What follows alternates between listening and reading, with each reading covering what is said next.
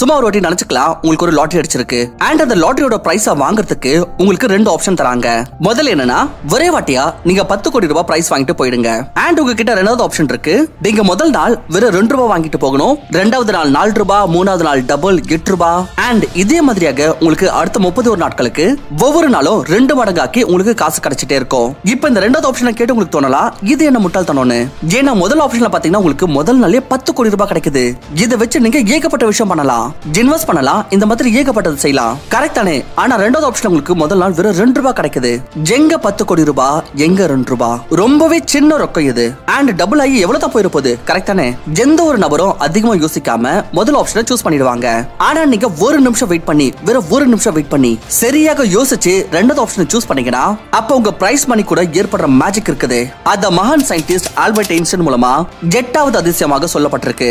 ஏன்னா ஃப்ரெண்ட்ஸ் அப்படி நீங்க செகண்ட் ஆப்ஷன் சூஸ் பண்றீங்கன்னா உங்களுக்கு வேணும்னா முதல் நாள் 2 ரூபாய் தான் கிடைக்கலாம். ஆனா 31வது நாள் உங்களுக்கு 10 கோடியோ 20 கோடியோ இல்ல உங்களுக்கு மொத்தமாக 107 கோடி ரூபாய் கிடைக்கும். அதாவது 100 கோடி ரூபாய்க்கும் மேல. அப்படி நீங்க முதல் நாள்ல இருந்து 30வது நாள் வரைக்கும் டோட்டல் பிரைஸ் கால்குலேட் பண்ணீங்கன்னா அப்ப உங்களுக்கு டோட்டல் 214 கோடி ரூபாய்க்கு பக்கத்துல காசு கிடைக்கும். சோ இந்த 2 ரூபாயில இருந்து ஆரம்பிச்சு 107 கோடி ரூபாய் growthக்கு பின்னாடி இருக்கிற மேஜிக் இருக்கு. அததான் சொல்லுவாங்க பவர் ஆஃப் கம்பவுண்டிங்.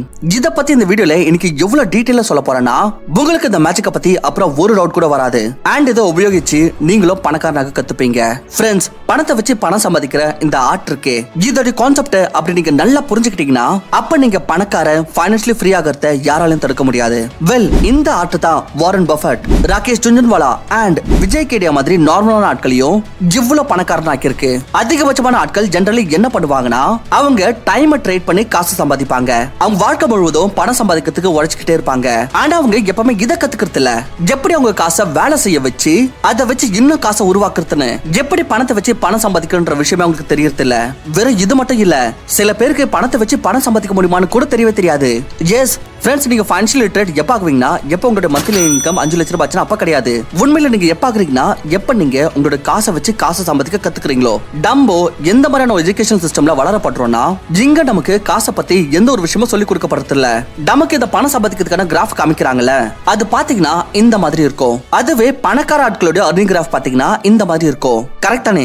இந்த ரெண்டு கிராஃப்ல ஒரு difference linear growth and compounded growth தான். இங்க பாருங்க அப்படி உங்களுக்கு பணக்காரன் ஆகணும்னா அப்ப நீங்களும் உங்களோட கிராஃப் இந்த மாதிரி ஆக்கணும். வெல் இப்படி இருந்திர கூடாது.